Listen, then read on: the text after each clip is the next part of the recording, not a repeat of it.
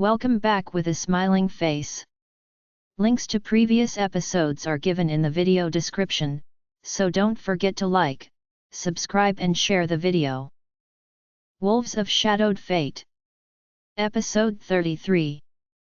Chapter 174 to 179. Cheryl's POV 2 months later at Blackadder Pack. I am at my 15th month mark this week, and I could feel that I am getting very close to the baby's coming. I can feel that it is almost time. Anton is ecstatic, and so is Dr. Gurin. Oddly enough, I think he is just as happy about this as we are. We had learned what we were having a few months back, but we kept a lid on it from everyone. We wanted it to be a surprise for everyone when the babies arrived. We also wanted to pick out their names and that their names were meaningful to us. I hated having to wait on getting their rooms ready. I wanted to have prepared them while I could still get around pretty well. Anton reminded me that they would be sleeping with us in our room in their bassinet at first. He assured me that I could get their rooms completed before they started sleeping in them. I still cannot believe how well he designed this house. It was like he knew that we would be having these children.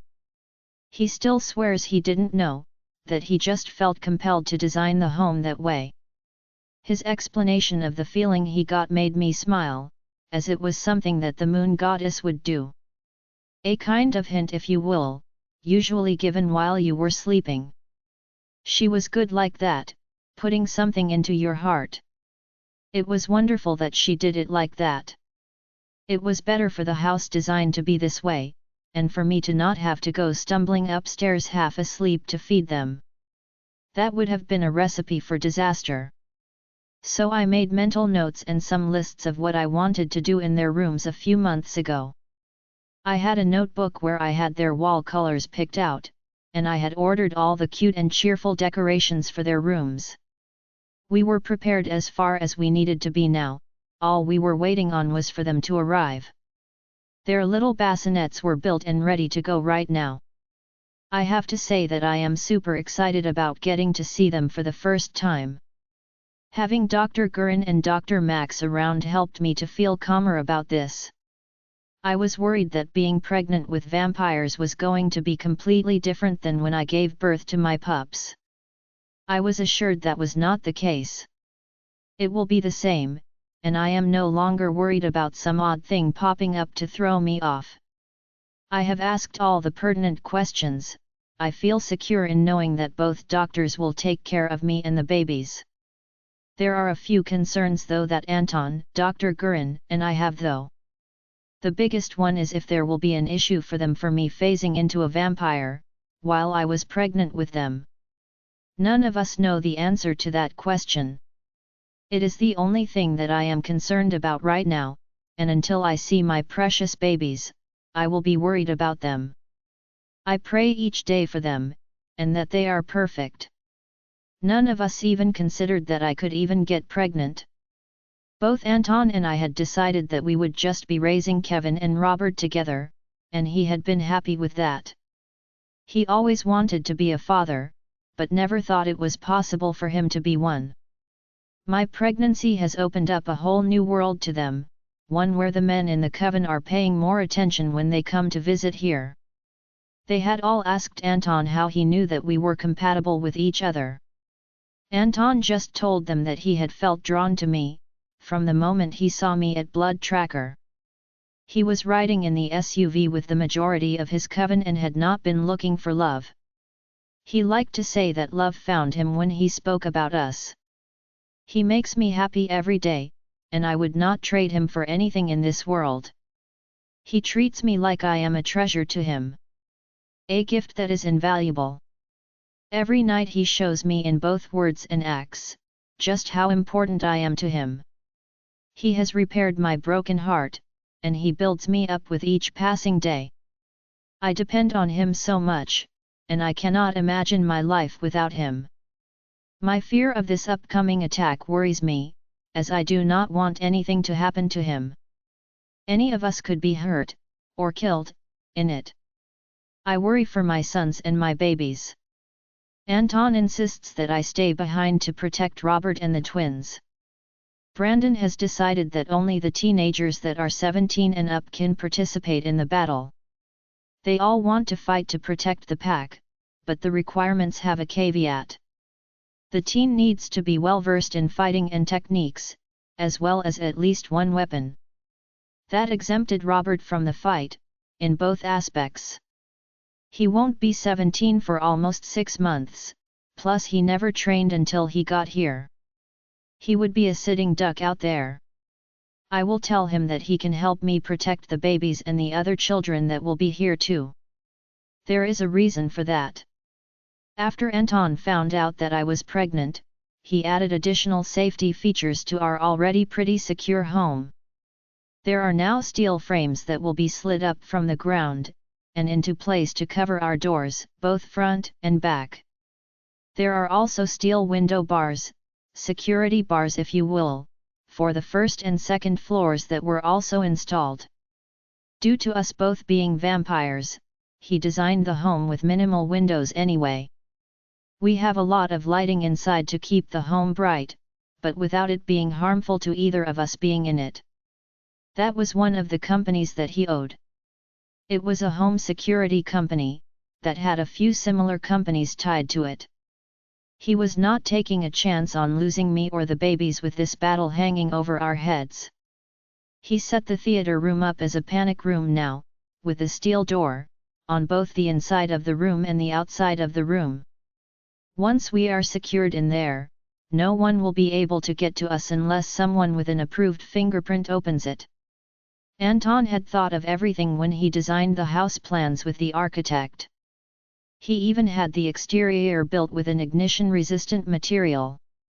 He has been a vampire for a long time now, and people are just as scared and paranoid of them today, as they were hundreds of years ago. He had put that in the design in the original plans, as he was worried about Blake coming back and trying to get to me, by driving us all out of the home. Anton covered all the bases, but I am scared to let him fight alone. I would rather it be the both of us out there fighting side by side. I want us to be together until the end like we promised each other we would. I love Anton, and I know that we will love the twins the moment they are in our arms, as I love them already now. But I feel the need to be with him during the fight, watching his back just like I know that he would protect mine. I also told him that we needed to have a few others' fingerprints scanned into the panel too. Like Brandon, Raven, or Justin, as we do not know what will be happening during this fight. Anton has been getting us prepared for battle in our home too.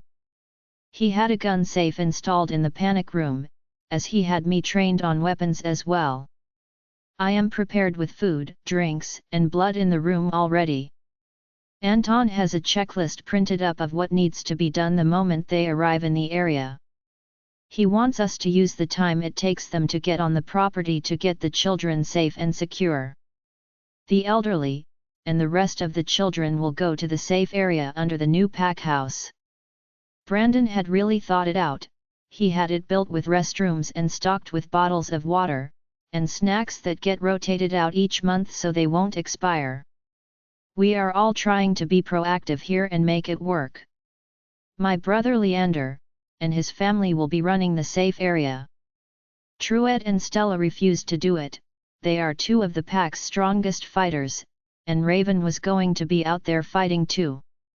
There is paperwork in the safe noting who the next alpha will be. It is very detailed as Brandon wanted to make it clear who was going to be the next in line, and so on.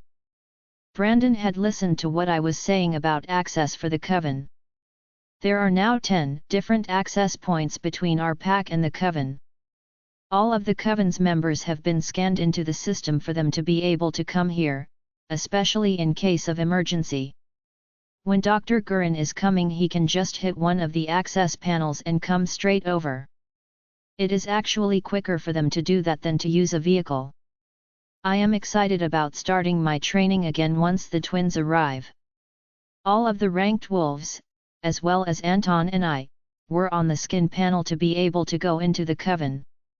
The vampires all knew who we all were, and we would be safe there if we ever needed to go into their territory.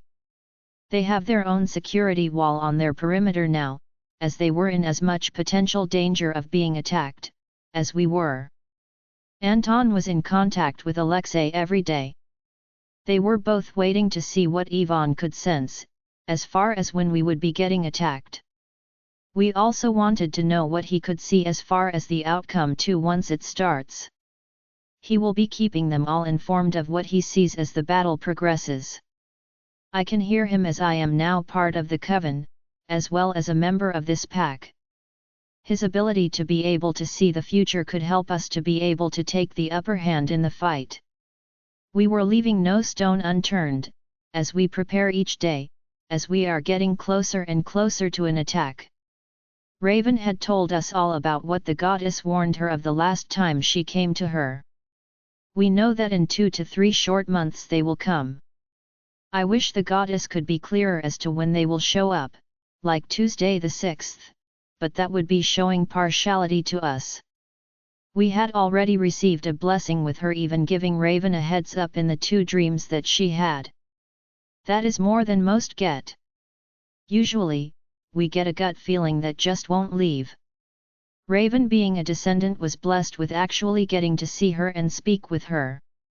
I was glad that she got to see Cassandra too. The guilt of my actions was killing me, but I had not mentioned it to anyone. Just knowing that Cassandra knew what I was going to have to do, and still came with me to allow me to escape. That she knew the full weight of what I was put through at Black Moon, and that my son's life was at risk too. I could never repay her for what she did for me and my son. I hope to see her again in the afterlife, when my time here is done, to thank her personally. It seemed that her selfless act to help both Kevin and me, allowed the goddess to bless her again. I was glad that the goddess had come to Cassandra too to tell her what was happening and gave Cassandra an opportunity to correct the past wrongs that she had done. The boys will be spending the night over at the pack house with their friends. They had already had the boys come over twice this week. The boys were all really respectful when they came, and I was so glad that Kevin and Robert were able to be around good friends as much as they were. I was really trying to keep going, but right now, my lower back was really hurting. It had been aching for the last 2 days, and I hoped that it would feel better soon. That was the most frustrating thing about the pregnancy. This was a unique situation, and we were basically flying blind here. There were no signs to look for, as I was a she-wolf when I get pregnant with them. That was a fascinating part for Dr. Gurin. We should not have been pregnant at all. That was how he and the whole coven knew it was because we had truly been blessed by both the moon goddess and Maka, to even be in this situation. This may be our only pregnancy, but we were both really happy about having children together. I would be lying if I said I wasn't scared, as I do not know what is going to happen. Dr. Gurin was telling me that the births would be very similar to the ones I have already had. I was also glad to hear that vampire children do not get their fangs until about 5 years old. Because I was honestly a little worried about that. But Dr. Gurin said that Anton's mother had nursed them both, with no problems. I guess it was best that I was turned, as I can feel my chest is bigger than normal these days. My milk for them was coming in, that new change had started about a month ago. Anton was not complaining about the larger size of them, as he is really enjoying how sensitive they are, and I blushed at the thought of tonight. I am absolutely sure that he will be paying special attention to them. Anytime the boys spend the night somewhere else, we get to have S*X, and not have to worry about keeping it down. Those are really nice nights, and I know that as much as he loves the boys, he always enjoys our date nights. Now that I am so pregnant, he went to the pack house to grab us some food, for us to have a date night tonight. I can't make it up to the theater room for a movie, but we will just probably go to bed early tonight anyway. The stairs are much more difficult these days, and it feels like I have been pregnant forever at this point. I think of myself as an elephant now, as they are pregnant for long periods of time too. I rub my stomach, and I feel a kick on each side as if the babies are telling me that they will be here soon. They are both facing down already. It seems like it is almost go time already. We are just waiting on our little bundles of joy to decide to show up. Raven had a baby shower for us, and it was so nice. My mom and Cassandra had bought me a few things when I had Forrest, but I had never been thrown a shower for any of my children. My mother acted like she thought that I had everything that I wanted or needed, but she knew no one had actually thrown a baby shower for me. I started crying when I showed up in the meeting room for what I thought was a meeting but was actually my baby shower. Raven was so upset that I hadn't been given a shower the first time around. I know sometimes she hears things that get her upset. But it was so thoughtful of them to think of me and do this for us. They did neutral colors for their clothes, and we got the 2 beds, bedding, and just so many things. I was really surprised by all that we had been given for the twins. Anton had told me not to worry about their stuff because he was just going to bulk order whatever I wanted. So I had spent a lot of time picking out the bedding, beds, and the rest of the things I wanted, and never suspected anything. But now I know that he knew all about this, and had just kept it a surprise from me. It had been a wonderful surprise, and I was so happy to get to spend time with so many lovely women. The ladies from the coven had come too, and they still can't stop themselves from wanting to touch my stomach. I know that it is almost impossible for them to get pregnant, and I can see the wistful looks they give me. They are all really nice women, and I hope that one day they can get to experience it too. I sometimes feel guilty because we are getting 2 when they are still wanting just 1 baby. But I didn't get to decide this. My getting pregnant was out of my hands. But I will still take, and appreciate, the blessings that were given to me. I always let them feel the baby's kick. I know that they consider themselves to be the baby's aunts already. I look forward to watching them grow up with the bonus family that they have in the coven. It is rare for vampires to be born, and not turned, so the whole coven cannot wait to actually get to meet our little blessings. Anton had bought and placed the little bassinets, with 1 on either side of the room. He plans on helping me with changings, and feedings. I am still so happy about hearing that. Blake only helped to create our pups. He did nothing but hold them after that. No diaper changes, not even feeding them a bottle even. He just didn't feel like as an alpha that he should have to do that. Because it was my work, not his. Anton is the exact opposite of Blake in every way and is hands down the love of my life. I am planning on starting training a few weeks after I give birth. I cannot sit back and allow everyone to fight, and I stay behind in the safety of my home. I plan on being out there, side by side, with my mate. I think that we need to rethink his plan because I don't know how I could go on living without Anton if he is killed in the battle. Even the thought of it hurts my heart. Not being able to kiss him, hold him, or hear him as he tells me how much he loves me. I don't think I would want to live after losing him. I know he wants me to stay safe, and protect our children. I know that he needs me to be safe for him to be able to focus on this battle, but I am terrified of losing him. Our babies need their father just as much as they need their mother. I will be bringing it up with Anton when he gets back. I just can't see myself being okay with him running off to fight in this upcoming attack, at least, not without me by his side. Chapter 175 Cheryl's POV. I am good and worked up to give my argument by the time Anton returns to the house. He didn't even have time to put the box down when I was launching into all the reasons why I should be with him during the attack. He lets me speak and just placed the box he was carrying on the counter, and stepped up to me. He put his arms around me as I continued to remind him why I would be needed out there. He just smiled down gently at me, and when I stopped speaking he told me that he had 4 excellent reasons for me to stay here as he motioned to the frame we were standing next to. It was a picture of the 4 of us, Anton, me, and the boys all smiling at the camera. It was taken right after we moved in, and we looked like a happy family in it. It brought tears to my eyes to see Anton's arms around both of the boys. He accepted them instantly, and they loved him too. His hand that he had pointed to the picture with, dropped down to my stomach, and he then used both of his hands to rub my stomach. The babies knew who it was or were excited about their father's voice and touch. They started kicking to get his attention, and his grin widened as he felt their strong kicks. We cannot wait to get to meet them, and clearly, they are excited about getting to meet us too. He has enjoyed every moment of this pregnancy, even if I haven't. There has been nothing that he refused to do for me, to try to comfort me with. He has been so wonderful throughout my pregnancy.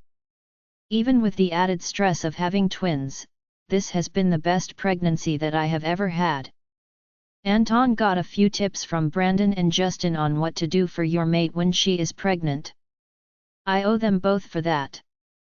The foot, ankle, and leg massages would have been good enough, but the back rubs were so nice too. He treated me like I was the only woman in the world, and I cannot believe how lucky I am to have him. He let me say my piece. He knew I was just so concerned for him, but he reminded me why it was important for me to stay behind. He has done everything he can to protect me from this threat. Over and above what any normal man would have done. He kissed my forehead as I calmed down and said, "You know that this is not the first battle I have been in, my love. I will be fine, only knowing that you and our children are safe will allow me to stay focused while I fight. Our children need you, and no one will protect them more than you will. I will be fine, don't worry, Alexei will make sure of that. We have fought side by side for hundreds of years. We will not take any risks. Plus, I want to be near Kevin, as he is insistent on fighting. I can understand why, I already know he has a bone to pick with his brother Forrest in this battle. But you, the twins, and Robert being safe in our home, is the most important thing to me. I can focus on me and Kevin, and my Kevin, as long as I know that you are safe. I just worry about you. I am scared because if they can't see me, I know that they will be coming for you. I feel terrible that because we fell in love that you are now in danger. I don't want to lose you, I just found you. I love you and I am not ashamed to say that I won't do well if you are not here by my side," I told him and looked up into his handsome face. He cupped my cheeks with his hands and said, "You will never be without me, love. I promise you that I will not take any risks. We will deal with them, and I will make sure that Graham never comes back to mess with any of us again. I know he won't do anything to get hurt." Anton is cautious, and he is right, their team of fighters in the Coven is a strong one.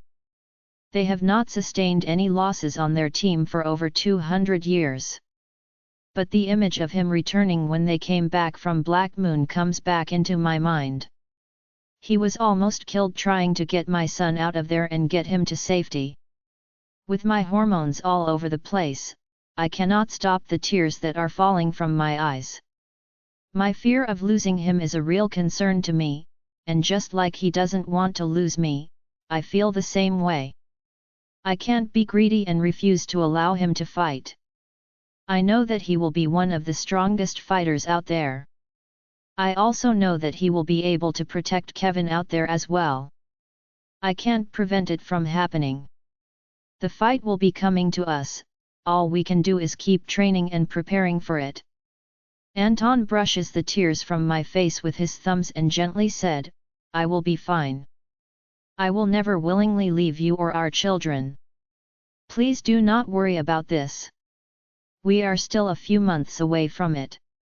I plan on returning from the battle with our son, and I will try to make sure that neither of us gets injured. I can't promise that we won't be hurt.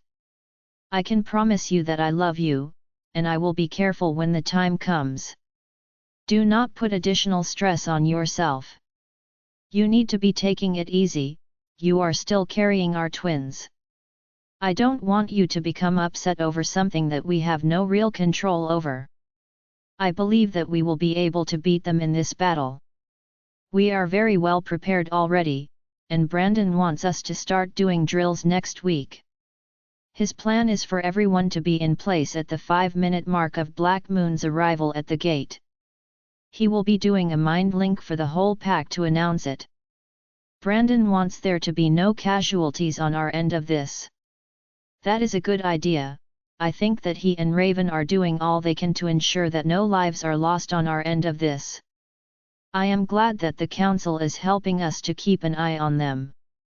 I just can't shake the worry that I feel over what Graham has planned for us. He is going to try to kill all the ranked wolves, and I know that he will be gunning for me, and the boys. I already know he will be trying to kill you and our babies. He has destroyed enough of the people I care about. I just can't step back and watch him do it again.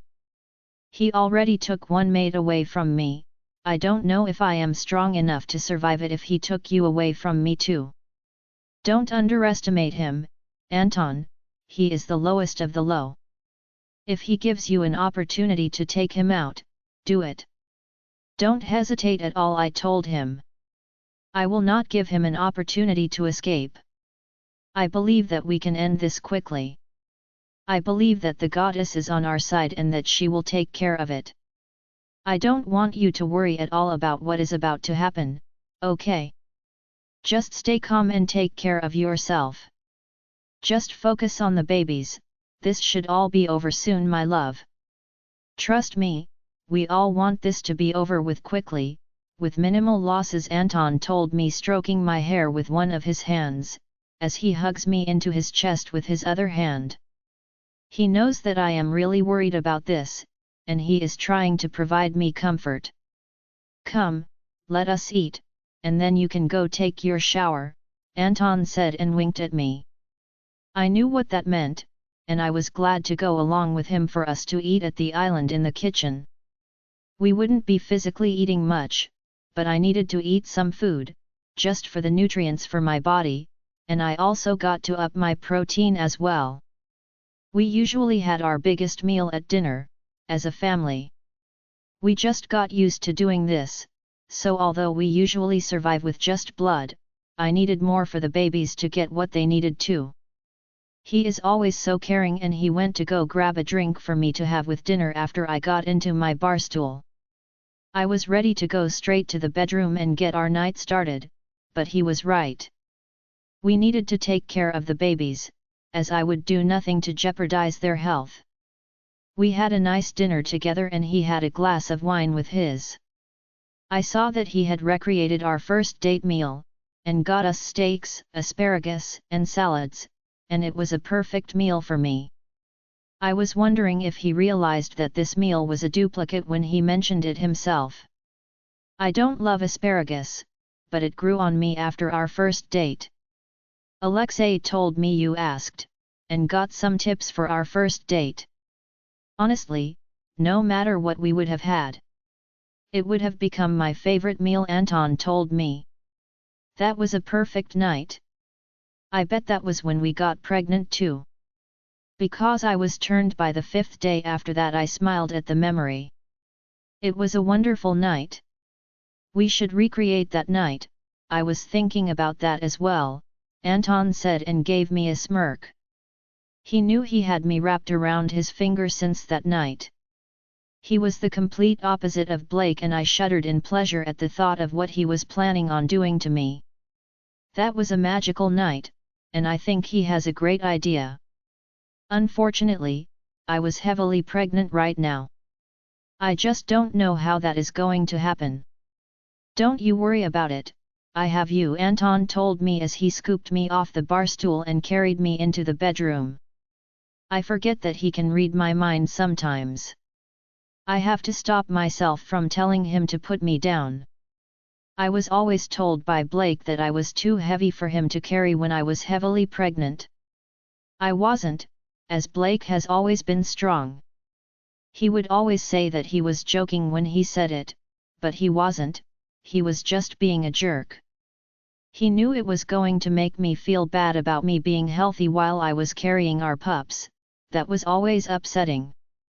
He never understood that it hurt when he did it, and he teased me through all 4 of our pups.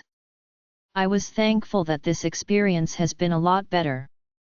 Anton has been nothing but caring and compassionate to me through all the phases of the pregnancy. He missed nothing, and he would even mention to Dr. Gurin when he was here for our weekly visits if I failed to mention something new I was experiencing. Dr. Gurin was taking notes about everything, to write it up in a journal. So he liked to be told everything, down to the minute detail. I wrapped my arms around his neck as Anton carried me to our bed and laid me down carefully. I would expect nothing less from him. He knew as well as I did, that the babies would be arriving soon. He would take more care of me tonight because of that fact alone. He loves the babies already. I cannot wait to see his face when he finally gets to hold them. He has slowed things down, as he is scared to get too vigorous with me lately. He is worried about pushing me into early labor, but the babies are fine. They are perfect. In fact, Dr. Gurin said that from the last images they got of the babies, they are ready to arrive. They will be early, according to Dr. Gurin, but at the 15th month mark, that just doesn't seem early to me.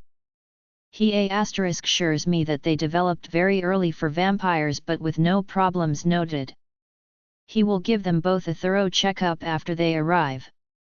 Anton slides the maxi dress I was wearing up my legs and I lift up to assist him in helping me out of it.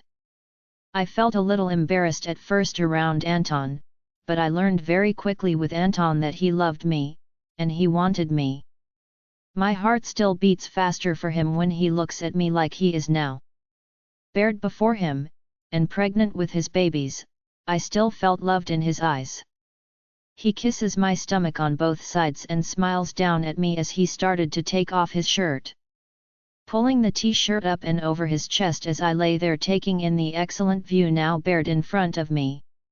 When he finished undressing, the evidence of his arousal is clear to see, and I cannot stop myself from chewing on my lower lip as I blatantly check him out. I am so thankful that the goddess gave him to me. Stop biting your lip, love. I have plans for you and I won't last with you looking at me like that. We have plenty of time tonight, and I have some very definite ideas about what I would like to do to you tonight, Anton told me, and I could already feel myself getting wet from his statement. Every time he told me that, it turned out to be a great night for us. I have to hold back the whimper of excitement at the thought of what he possibly had planned for us tonight. He settles between my legs and gave me a wink before he laid down on the bed to get comfortable, sliding his arms under my legs and holding my waist before he lowered his mouth to me. Anton is an expert at this, and he soon had me worked up and screaming out his name, in no time. My legs were still shaking, when he lay down next to me on the bed, and I knew what he was wanting me to do. We have been either letting me go on top, or me getting on my knees, as the pregnancy has progressed so far that we can't do missionary positions anymore. I had mentioned my frustration to Raven and Reagan, who both told me that I could lay on my side for us. I made a mental note to mention it to him. I just forgot, because of pregnancy brain, which is honestly a thing. I quickly explained about the new position as my legs were still a little shaky, and Anton was fine with giving this a try too. I lifted my leg and he slid right into my warm heat, and I had to hold back a moan. This felt great, and Anton was a quick study and very quickly got his pace to where I loved it. My head dropped back towards him and he slowed down a little to press a kiss to the side of my head, before picking up again. He knew all the little tricks to elicit the most pleasure from me. He built me up and slowed the pace to bring me back down again. It was delicious, and I was glad that we could cry out as we wanted tonight. Sometimes we held our cries back, to make sure no one heard us. But we were alone tonight, so we had no reason to hold back anything tonight. I felt safe and secure in his arms. There was no place I would rather be right now. He was all I needed right this moment, as I lay content in his arms. I couldn't resist teasing him, so I asked, "So, what are your plans for later?" Anton said, "Oh, don't worry about me, love. I have some very serious plans for you tonight." I was surprised at how quickly he was ready to go again tonight. He was toying with me. I knew what it was, and I knew I needed to keep Anton calm too. We will be having a long night together, but it won't be the one he planned for us. I stroked his hair and waited for him. I see him look up at me. I can see the excitement gleaming in them when he asks, "Wait, are you thinking that the babies are coming?" I nodded at him, and he gave me a quick kiss before getting off the bed and running to get dressed from his clothes all over the floor. He brought me new underwear and the maxi dress that I had on earlier. He ran to get my luggage from the closet. I have been packed for 2 months now. I couldn't help it, I just liked to be prepared. I could tell that while I got dressed that Anton was getting in touch with Alexei, and Dr. Gurin. I mind-linked Raven and Reagan to let them know that I was going into labor, as I got dressed. I do not know how long this next part will last. I wanted to know, but when I asked Dr. Gurin was always vague in his answers to me. The real answer was we don't know. It is all because of our unique circumstances with the babies. I know that Dr. Gurin was going to be ecstatic. I also linked Dr. Max, as he was supposed to be there too. I feel another stronger contraction hit, and I decided that maybe we should drive over to the hospital, instead of walking. I don't think that I will be able to make it under my own power. This is already really hurting and I would like to get there before another one hits. They are 5 minutes apart already, and I don't know if that is because I have already had children before, or if it is because it is unknown territory. I do know that I am ready to go to the hospital right now, and Anton guides me to the car to help me in. I am gritting my teeth in pain, as he quickly heads over to the hospital. I have a feeling that this is going to be a really long night. Chapter 176 Cheryl's POV. It has been a long night, but this was a great experience too. Anton stayed in the room with me the entire time. He held my hand and whispered encouraging words in my ear. I felt much more supported in this than I had, as Blake was only there for Forrest's birth but didn't show up until the babies were here for our last 3 pups. He didn't like the experience of it, and he wanted to just show up to see the baby after it was cleaned up. He said it was because he didn't like to see me in pain, but I think it was more like he just didn't care about the long process that it took. It wasted his precious time, and he was nothing if not efficient. He just showed up to see the pup, and helped to name them, after the labor was complete.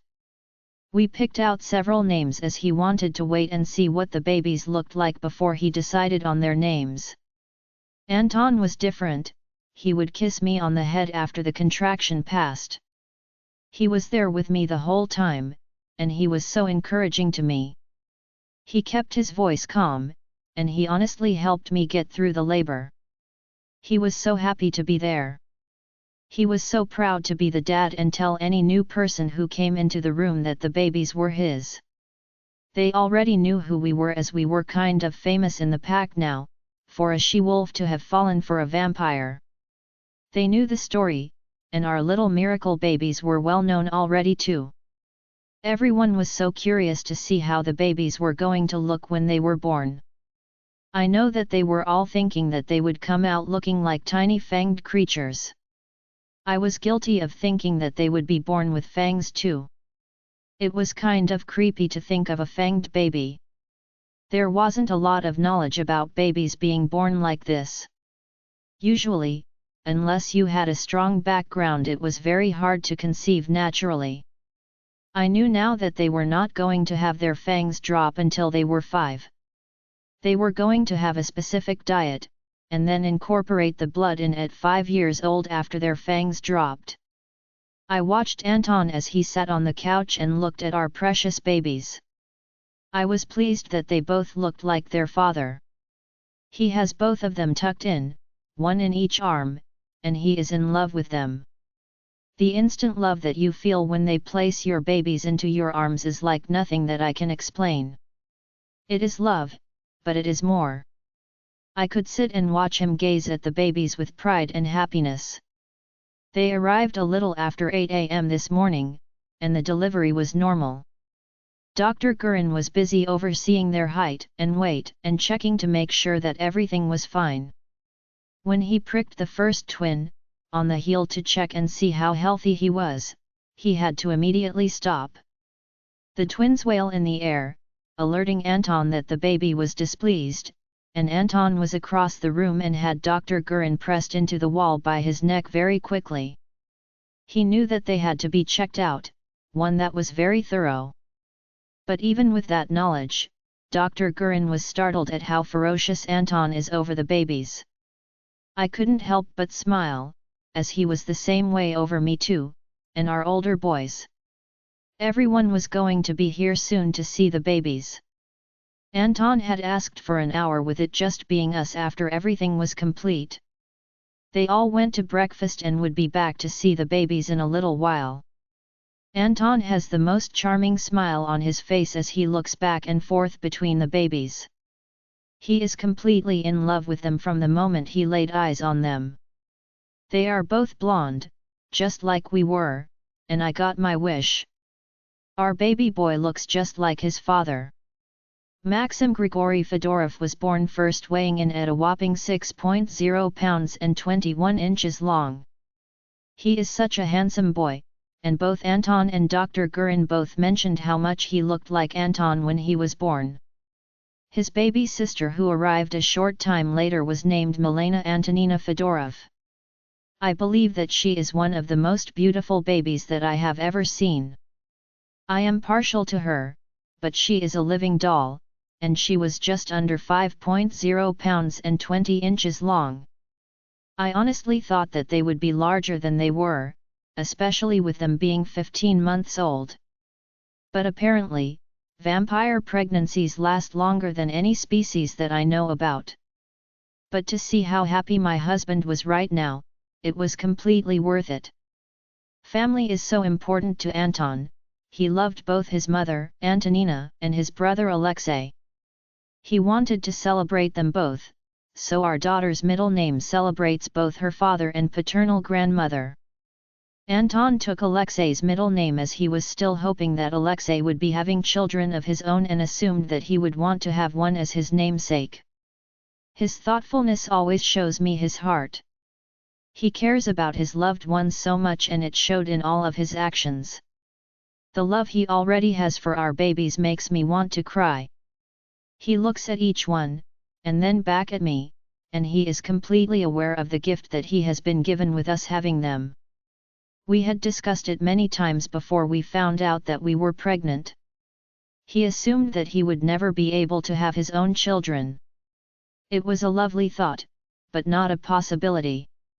He still claimed that the reason that we had been given our babies was because of all the trauma that I had been put through. I don't know if that is correct or not. I was perfectly content to sit and watch him as he gazed lovingly at our children. It was a view that I could watch for hours and not get tired of. I could hear them coming now, and I am amazed that the hour passed so quickly. I know that they will be so excited to get to meet their siblings. As expected, Kevin and Robert were the first two bounding through the door to meet them. We hadn't told anyone what we were having, and they wanted to know badly, but it was like a secret between the two of us. Anton didn't ask for much, and I think that it was more for surprising Alexei, with the tribute of their names, than anything else. Anton just wanted it to be between us as we decided on the names, I had already helped to name several of my children with Blake, so I didn't mind deferring to Anton on this. This could be our only pregnancy, and I wanted him to have the best experience with it. The boys brought their friends who watched as the big brothers held their siblings for the first time. I took pictures with my cell, as this made me so happy I thought my heart would burst. Anton was so good with the boys, and he showed them how to hold them and support their heads like he was an expert. They each held a twin for a few minutes and then traded with each other. Poor Milena is going to have a time of it when it comes time for her to try to find her mate. Her big brothers and her twin will probably be pretty scary and give anyone that tries to date her a hard time.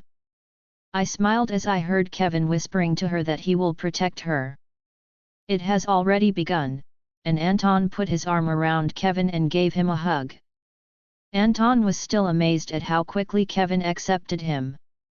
He had no idea at the time how hard a time Kevin had back at our pack. Anton treated Kevin with respect and care, and Kevin returned it right back to him. They had a great bond and one that Robert is quickly getting to have himself.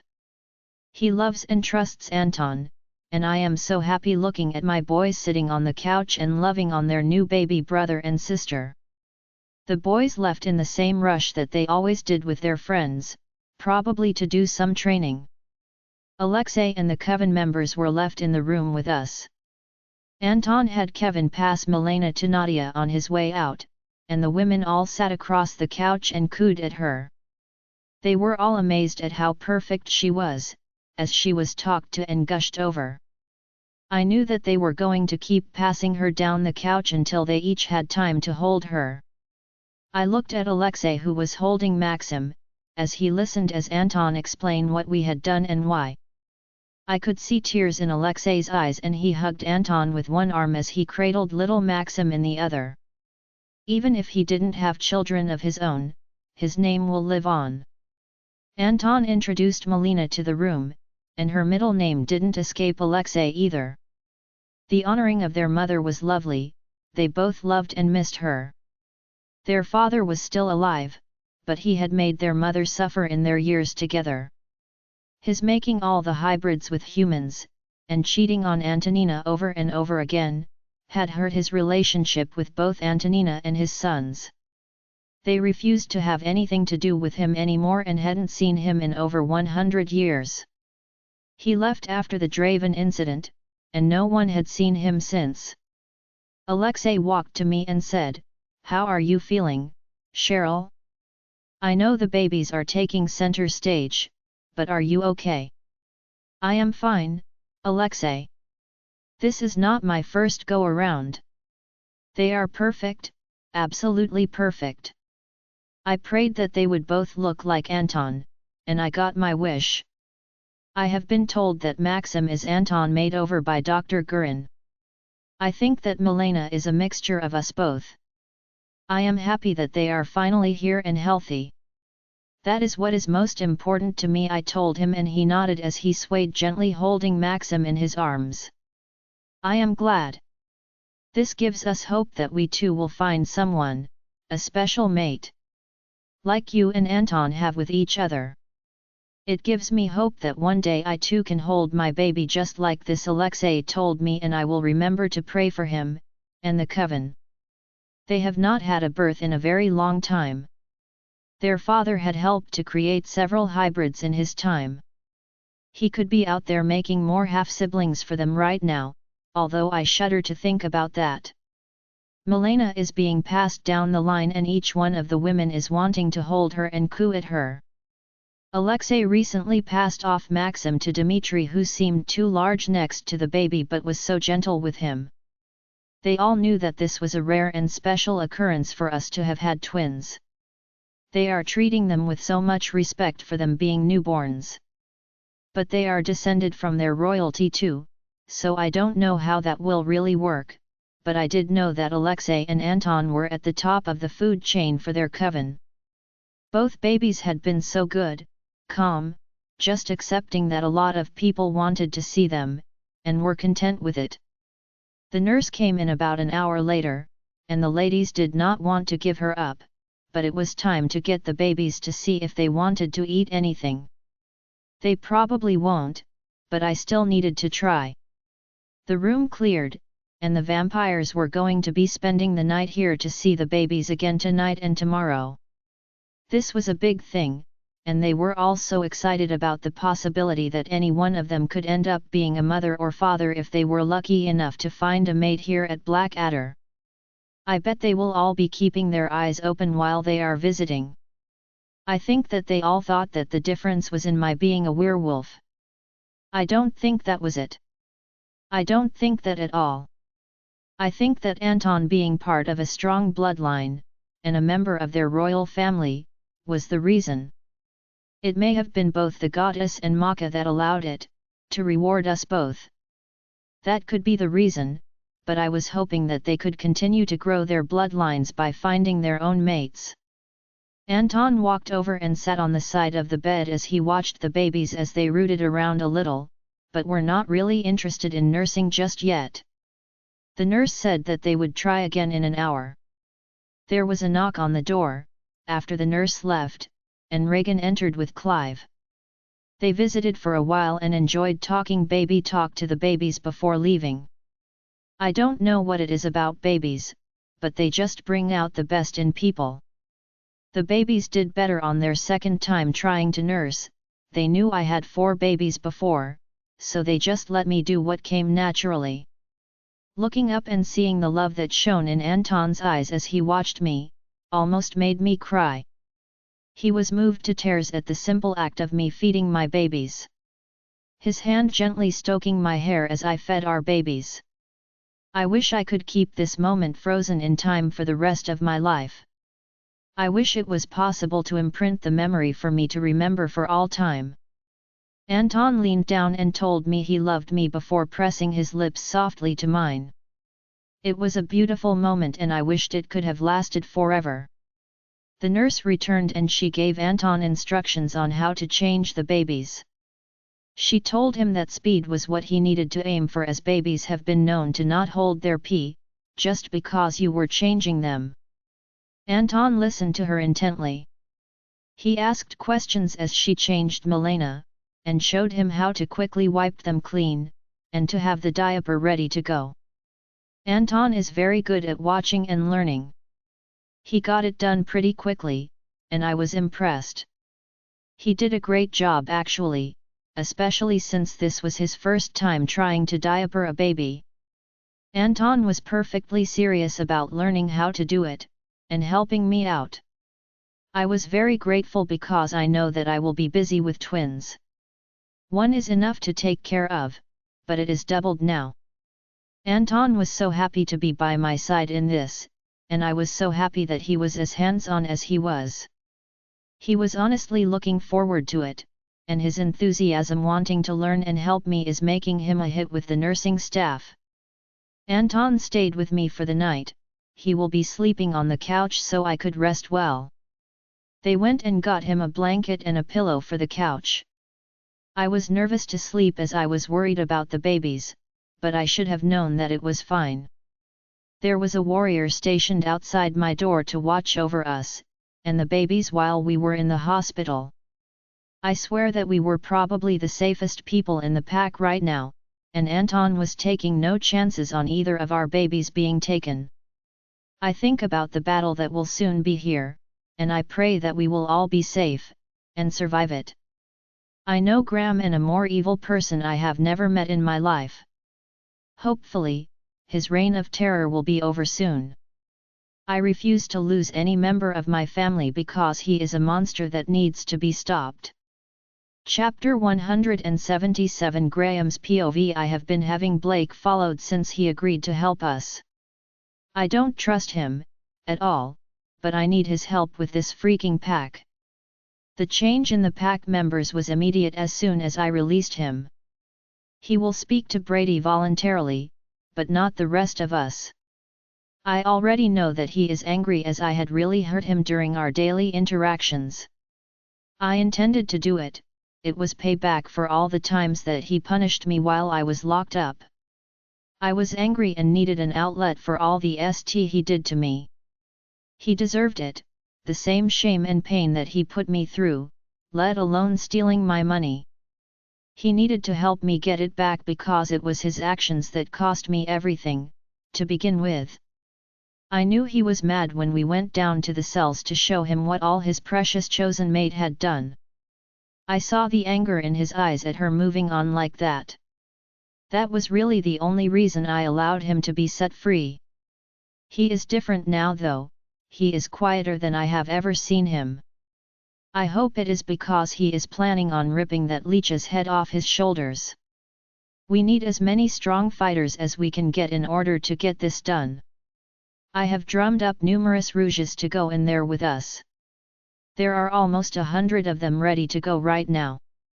I don't expect any of them to make it, as I am sending them in first, before us.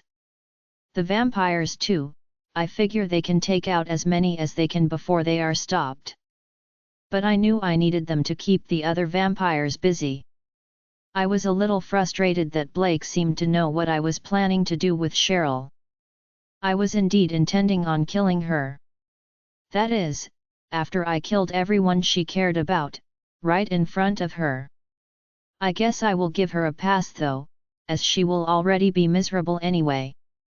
She will have lost everything that mattered to her, including her baby, and she will be brought back here to Black Moon.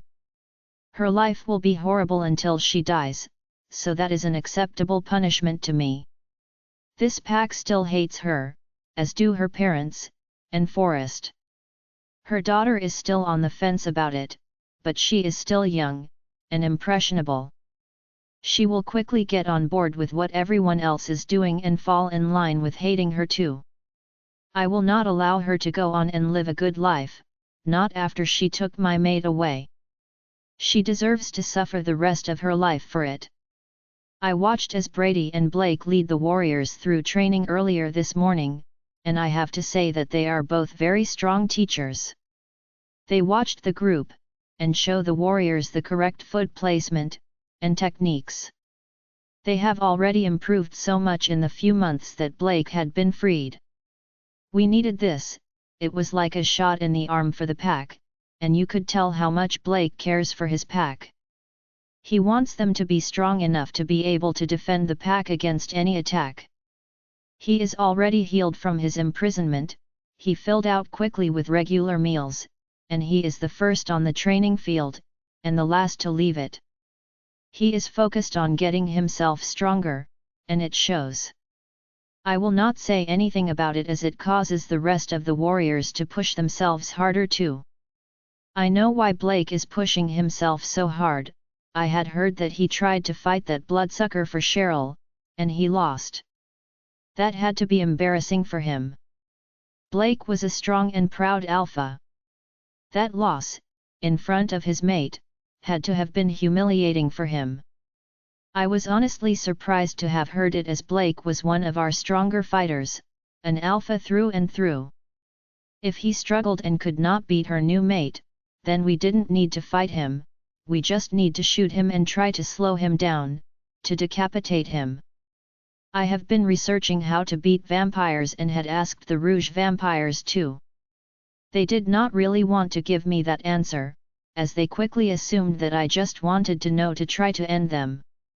They were suspicious of me too, but they liked the money I gave them, so they stuck around. I had rented them a home, as they knew we still have about 2 months to go. They had picked up a few more rogues to their group, so we were up to 6 vampires now. I was glad about that as we needed some good numbers to even try to approach Blackadder. I have just been buying what I needed to for the last month, based on the archive information that I have found. I don't know what will work, but it is best to just cover all of the bases. I plan on getting rid of the rogues who survive the fight anyway, so I made sure I had plenty of supplies. I only needed them to help us with the coven. Once this fight is over I don't plan on needing them anymore. Plus, even if I did, I could just find some more of them willing to help me at that time. I have the funds to support me in being able to do that. I have found that in my life there is not much that I can't fix by throwing money at the problem. I notice that Blake has not gone to visit his cousin voluntarily, he has only gone the one time that I took him there. I knew they were close before, and I need to see how close they are now. I needed to test him by sending him over there with Garrett, Mark, and Forrest, and I will stay behind. He is the most wary of me, and I know why. Out of all of us, I am the most observant, and the smartest. I need him to lower his guard and show his hand now before we are going into the heat of battle. I need to be able to trust him, so I have to test him now. I plan on attacking in a little over 2 months. I need to know if Blake needs to go with us, or if I need to kill him off as a threat. I can't risk all of my plans being shot to if we are walking into a trap. I want to catch them unaware, that would be the best and most successful route. No one except me knows the exact date I have chosen for the attack. I will not allow Blake to ruin this for me, he has cost me enough. I feel the pain in my heart as I remember my sweet Cassandra. I tore up the letter I found from her addressed to me. I prefer to remember her as the kind and loving woman that I chose to be my mate. I didn't want to feel guilt over what I had done to her, or that I was the root cause as to why I lost her. I refused to accept that my actions had anything to do with her death. I called Garrett and Mark to the office and told them what I needed to do as far as them watching Blake to see if he would speak to Aaron privately, or try to make plans. I warned them to keep a distance from him because I needed to make sure that he was truly on our side in this. I needed to fully vet him before we started to allow him fully into our plan making. If we couldn't, I needed to know that too. Oh, I will test him today, and then I will test him when it is closer to the time we will attack. We will let him keep training and motivating the warriors. I will then load him up with a lot of plans for him to give them false information. If I find out that I can't trust Blake, then I will come in a week early to attack so it will be a surprise to them. I just need to know what I needed to do next, to make this work out to my advantage. I called Forrest into the meeting a few minutes later. I don't want him accidentally spilling the fact that I am testing his dad. Forrest has been known to blurt things out, important things, and I can't take that chance. Garrett and Mark knew what needed to be done. They know how serious this is, as they both know that if Blake is not on board with us, they will be dealt with by him too. They are just as interested in finding out where Blake's loyalties lie, as I am. Trust is a hard thing to come by. We also know that jealousy and greed are two of the main reasons for loyalties to suddenly change. I have already given him his new truck. He loves it, and he owes me one for it, as far as I am concerned. I was glad he got my money back, but he was the reason that I even lost it in the first place. I didn't get that truck for him to reward him, I did it to have something to hold over him. He owes me now, and I will not be letting him forget it. Plus, his mate, killed mine. A fact that I will never let slide. I plan on using him, and Forrest, until my goals are achieved. I have some very definite plans for my future. I plan on using Blake's pack, and whatever is left of the Blackadder to attack the Bloodwalker pack. I know that Cole will be wanting to get me back for killing his daughter in this attack. We can't rest on our laurels. If Cole doesn't come to the rescue during our attack, we will have to go to his pack and fight, and I don't want to have to do that. I would rather deal with him as he comes to rescue Blackadder. 2 birds with one heavy stone. That is why I am sending in the rogues first. I need them to start silently taking people out as they get to their positions. The first thing they need to do is to take over the guard post at the gate. I need them to let us in, unannounced. That is the best way to deal with this. We will have the upper hand before her father could even be called to show up. We will let him come into our trap after we have killed the ranked wolves. I will deal with Cole too, whenever he arrives to try to help them out. Hopefully, his son Carter will be with him, and I can kill him too. It will be easy to take over Bloodwalker after that. I have very clear plans for taking over both, and all we need is the element of surprise. I made some backup plans for Bloodwalker, as I am sure that they will be locked up like a fortress after we attack Blackadder. There should be like a month in between the attacks, as Bloodwalker is a very strong pack too. We will just wait outside their gate, as Cole did me, and keep any shipments from getting into them. With no food deliveries coming, they will have to give up much sooner than later. I cannot stop my smile as I think about this. I had time to think about all of my plans as we wait for Blake to arrive. He is the last person, as I needed time to give my instructions to Garrett and Mark first. I then gave the information that I wanted Forrest to know, which was different than what I told Garrett and Mark. I know Forrest, he will just be wanting to hang out with Trevor, and he loves to brag. I suspect that he talks too much, so I gave him some bad information. I need to test out if Forrest is a leak, and I am already 70% sure he is at the moment. I may have to deal with Forrest sooner than I thought if that is the case. I will be giving the same incorrect information to Blake when he gets here too. Just testing the waters. I need to know what they are going to do with what I give them. I am giving them the date of the attack today, well, not the actual date of the attack. The date I am giving them is in a month's time. We will actually be attacking Blackadder in a little over 2 months. I know how they set up each day, with the main gate in place.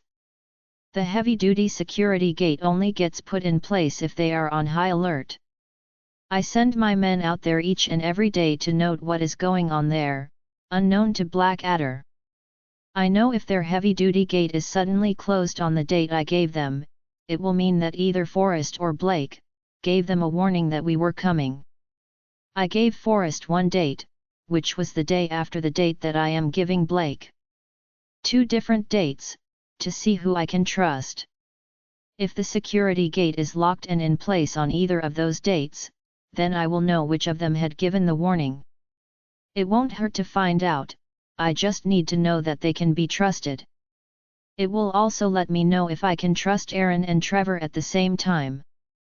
If not, I will take care of them too, after we attack Blackadder. I didn't get to where I am in life by trusting very many people or rushing into things. The only thing that I ever rushed was taking Cassandra, that was it, and I had to do it.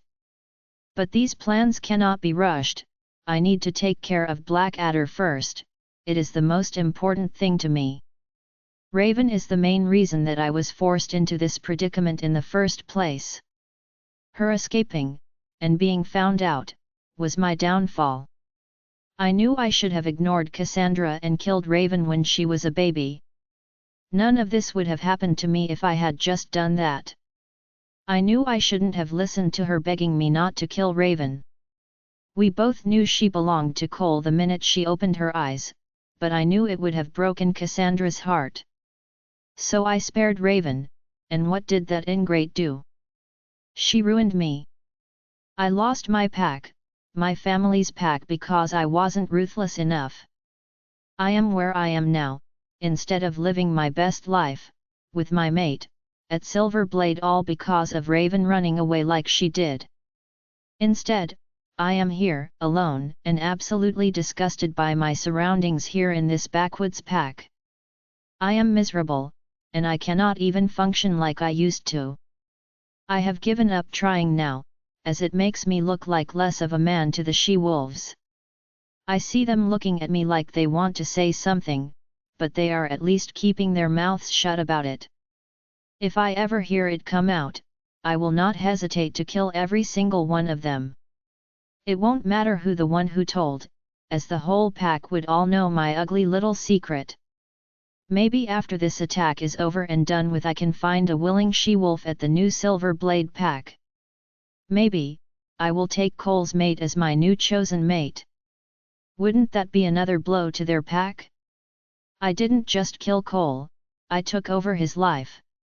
That is the best idea I have come up with this week, and I felt myself shift in my pants at even the thought of it. That made me smile even bigger. It could be the stress of everything that is the problem. Clearly, my thought that this was a great idea, and Olivia was a very beautiful she-wolf. Not quite on Cassandra's level, but then again few were. I heard the knock on my door and had Blake come in. He didn't take a seat, he just stood behind Garrett and Mark, who were now on edge at his position behind them. They didn't trust him either, and it was an aggressive move. His power still radiates off of him, and I launched into my practiced speech. I saw Forrest smirk when I gave his father the wrong date. Forrest liked to think that he was on the inside with all of us, but no one but me knew the actual date yet. It wasn't that I didn't trust Garrett and Mark. It was just the fact that I was not going to be telling anyone until we entered the 5-day mark. None of these were really trustworthy. I bought Garrett and Mark with my money, so out of the 4 of them, they are the only 2 I could trust. Blake seemed surprised that I had mentioned the date, and the surprising part was he told me as much in the next moment. Why would you announce it so far ahead of time? You need to keep that information secure. Also, why do you want us to go to Blood Tracker with this information? I believe that Aaron told us that we were on our own with the attack. He told you that since Reagan and his other children were potentially getting sanctuary there, he couldn't risk their lives fighting against Blackadder. I can understand, my sons are there too, as well as my chosen mate. I don't want them to get hurt in the attack either. I am holding you to the contract, Graham. I want them to all 3 come home safe. I do not mind helping with this fight, but I need them to be off limits and remain uninjured. I am giving Aaron the opportunity to do the same thing that you are doing, helping us with the attack, and getting Reagan back to Blood Tracker. I know he loves her too. He can take this opportunity to kill Clive and get her back. He can make her the Luna that she was always supposed to be. Have all his children back until his roof again. I know that he misses them. They have been gone for well over a year now. He would be lying if he said he didn't love her. Just tell him when we are attacking, and see if he wants to cooperate with us by sending about 100 warriors to go and fight with us. If he can do that for us, then we can bring his mate and pups back home. We are close to time, and I wanted to give him another opportunity to get her back into his pack. She and Cheryl are friends again, and they can visit each other as the packs are right next door to each other. I think that it would be a good thing for the both of them, I told him. I can tell that Blake was not convinced, but he nodded at me, and they all left my office to go to Blood Tracker. I leaned back in my chair and allowed my thoughts to go back to Olivia again. She will do very well as my next chosen mate. She is very smart, and helped Cole to make Bloodwalker into what it is today. She comes from strong alpha stock, and I think that I may have to try to have another pup again. One that can grow up and take over the new Silver Blade pack when I decide to retire. I smile as I can tell that would be the best outcome for me in this. I will get another mate, and hopefully, a strong son to be able to take over the pack when I decide to step down. I hit the electric lock for the door to the office as I feel myself get hard at the idea. I am not going to lose this moment, and I quickly let myself free as it is getting painfully hard in my pants at this point. I close my eyes and think of Cole's mate, as I stroke myself, and just the thought of taking his mate away from him too allows me to finish. I cleaned up and straightened my clothes again. I guess taking mates from Cole is going to be a thing for me now, as I resume making additional plans for the attack. I cannot stop the smirk that is on my face as I know that I only have a month before I figure out if I can trust the men around me, or if I need to kill one, or both of them.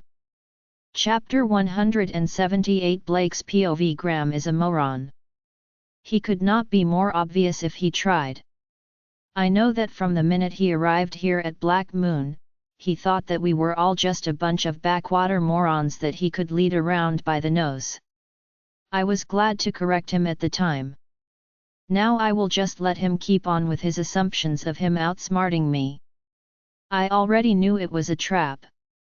I stood where I stood in the room for 3 reasons. First, it scares out of Garrett and Mark, they are both terrified of me.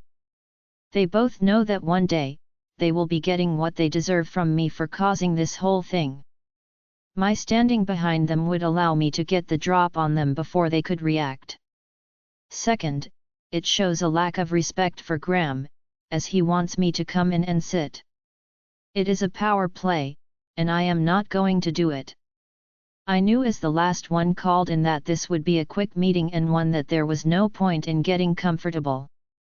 Third, where I stand allows me to see Forrest's face reflected in the glass of one of the frames. I swear I get more and more disappointed in Forrest as each day passes. He is cocky, for no good reason. He is too overconfident in himself, with nothing to back it up. It is shameful how lacking in ability he truly is. He doesn't train properly. He seems to think that leading his pack needs to be done from the safety of the back of it. You don't just send your warriors, your men and women in to get hurt, or killed. You lead them into that battle.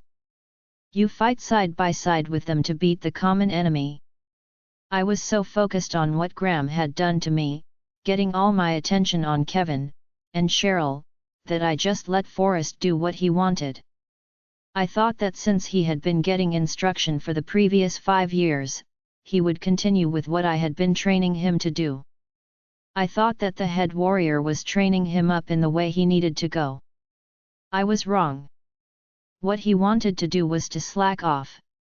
He is completely unacceptable as the next alpha, and I am ashamed of the support I gave to Forrest, while I trying to hurt Kevin. Kevin was far better than Forrest in every single way imaginable. He will be the next alpha here once I get Cheryl and the kids to come back home. Kevin is empathetic, he cares about others, and Forrest never has. Forrest cares about Forrest. Kevin is strong, and trains seriously. I was amazed at seeing him fight grown men and beat them at the tender age of 14, I was too. I was being petty and malicious to him, and I wish I could take it all back. I wish we could go back to the day Graham showed up at our gates. I just wished called and reported him to the council to come and pick him and Reagan up. That would have stopped the whole thing. They only really ever wanted Reagan and Graham, Cheryl and the rest of them could have just stayed here. It would have been better that way. I hate that I fell for Graham's plan like that. It hurt my heart knowing that I had hurt them both so much like that. To where they risked being killed, to try to escape. I looked out the window as we traveled to Blood Tracker to speak to Aaron. He won't be believing it either. As we talk to each other daily through text and short phone calls. My phone is hidden in my room. I won't take the risk of someone being able to find it. I have a safe built into the floor of my room. Unless you know exactly where to look, you would never find it. I only use the phone in my room, for a short time, and then I charge and secure it again. I have been communicating with Aaron since I got my phone. He was stunned when I first sent him the text. He assumed it was a trap, and frankly, I would have too. We all know not to trust, not with this going on, and Graham being free. We had already set things up ahead of time where we had a password that we could use. We set it up several years ago when we were both new alphas. In case one of us was taken, to be able to know that it was truly us. One that would let either of us know that we were indeed dealing with the other. I answered the question, and I was glad to be able to communicate with him again. We also deleted our texts with each other. I don't know who knows what anymore. I didn't want to take the chance of Aaron being punished for communicating with me if they had found my phone. I don't have any call records, or texts showing on my phone at all, just in case it is found in my room. I have complete deniability as it is completely clean. Aaron isn't dumb enough to fall for this, just like I didn't, but we will discuss it tonight, after the fact. This is a witch hunt by Graham, and I am not going to fall for it. Now Forrest, who is currently sitting in the front seat and texting his A*s off, he may, but you know what, that is on him.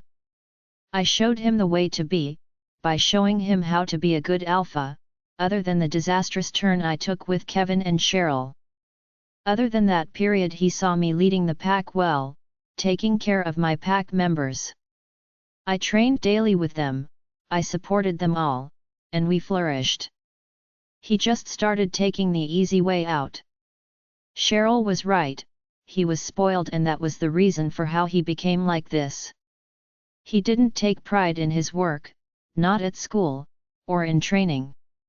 He only cared about what possessions he had, and what he could show off with. I guess when this comes back to bite us in the ass, it will be his ass on the line, and not mine. But that is what happens when you make choices like he did. He wanted to be alpha before he was qualified to be alpha. He made a deal with Graham to be able to get it done. He stabbed his own father in the back and didn't care if I was killed down there. He never came to see me once in the cells. Forrest even fell for what Graham just did. Graham would not give us the correct information about the date of the attack, not this early. Graham is a devious person. If he did give us notice, it would be like the day of, not a month in advance. So I will try to figure out a way to make sure that Graham finds out who the leak will be. I already know that in the midst of Forrest bragging to his cousin Trevor, he is going to tell him this information. I am positive that Trevor is a lot smarter than Forrest, and he will be a great alpha when he takes over at Blood Tracker. I just have to find a way for this to work out in our favor. I have figured it out for the most part already, but I will deal with it tonight when I spoke to Aaron, not while we are at his pack. I will tell Aaron what we need to do, to make it work out for us, and not Graham. I know what their plan is. I saw Garrett and Mark heading to Graham's office from the dining hall. I saw Forrest go in almost 10 minutes later. So Graham is testing us, and I plan on not letting him know a damn thing about what I am thinking. He will know what my plans are when I take his life during this attack. All my warriors hate him and will be glad to see him gone. I only have to worry about Garrett, Mark, and Forrest after that. As soon as I get Graham killed, I will make short work of Garrett and Mark. I know that Forrest is a coward and he will fold like a house of cards when he is the last one left. I do not want to have to kill my own son, but if he puts his brothers, or his mother in danger, I will. The only ones speaking in the SUV were Garrett and Mark. Forrest was still on his phone, and I only answered when asked a direct question. I was comfortable with the silence, but it seemed like it was making them both very anxious for the vehicle to be silent. We pulled up to the gates at Blood Tracker, and I was grateful to have arrived. I have only seen Forrest one time since I was released. I never get time to be alone with him, as Graham was not a very trusting person.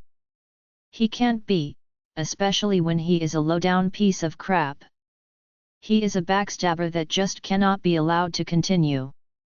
I should have killed him right off the bat when he was in my cells, instead of waiting to see if Cheryl would come back. In my heart, I figured she wouldn't.